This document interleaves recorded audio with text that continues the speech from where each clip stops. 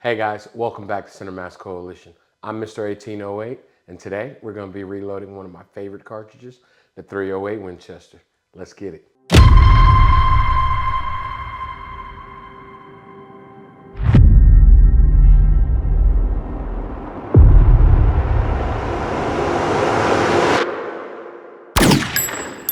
Alright guys, first thing first, always inspect your brass. I'm checking for split necks, shoulder cracks, case head separation, high pressure loads. Typically I'll see that with loose primer pockets.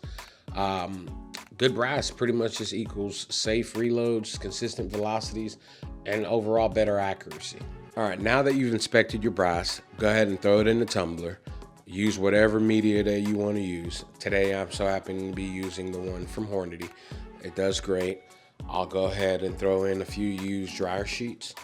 Those dryer sheets help with carbon, dust, and any residue that your media might leave behind on your brass. Go ahead and turn that tumbler on, grab some coffee or run some errands, because typically it does get relatively loud depending on how much brass you have in your tumbler. And then about anywhere from 2 to 3 hours, depending on how used your media is, you come back to some nice, shiny, pretty pieces of brass. All right, guys, now that we've tumbled our brass, you verify that all media has been removed from each piece of brass. We want to go ahead and run the brass up a universal decapping die. This die does not resize the brass, but decaps. And then from there, we're able to see if we have any crimp primer pockets that we can use our swaging tool to go ahead and remove.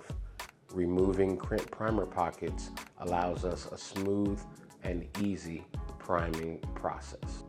Before full-length resizing any piece of brass, I take a thin coat of Hornady Unique and apply it to each piece of brass using the latex glove.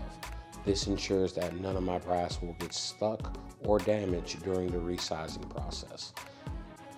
During the resizing process on this particular press, the downward stroke also allows me the ability to prime each piece of brass. Alright guys, the next step is to go ahead and expand our case mouth using our universal expanding die.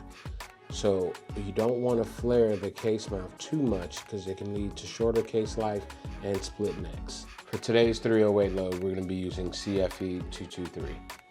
It's very consistent, has stable velocities, and solid accuracy. It performs great through semi-automatic and bolt guns. Consistency, cleanliness, and reliability is the reason why I decided to go with CFE 223. Today's bullet of choice is going to be the Barnes 180 grain TTSX bullet. After reloading this in 300 blackout supersonic loads, I knew I had to reload this in 308. It's a copper bullet that retains about 95 to 98% of its weight after being fired. It was a no-brainer. Even after my initial setup of my bullet cheater die, I always double check my case overall length based on the information and my reloading manual. Remember, my reloading data is not your reloading data. Always go by a reputable reloading manual. And there you have it guys, a completed 308 round. Ready to go down range or ready to take down some deer or hog. Alright guys, I wanted to share some of my components and my load data with you. I was using range pickup brass, CCI large rifle primer, CFE 223 powder, 180 grain Barnes TTX bullets. My load data consisted of 44 grains of CFE 223. My case overall length was 2.8, and the velocity that I'm expecting from this particular round is going to be about 2,600 feet per second. I'm going to head down to the range, shoot it over the chronograph, and see what we get. If you're new here, go ahead and subscribe, like, also share the video and hit that notification bell so when we drop new videos, you'll be the first to know.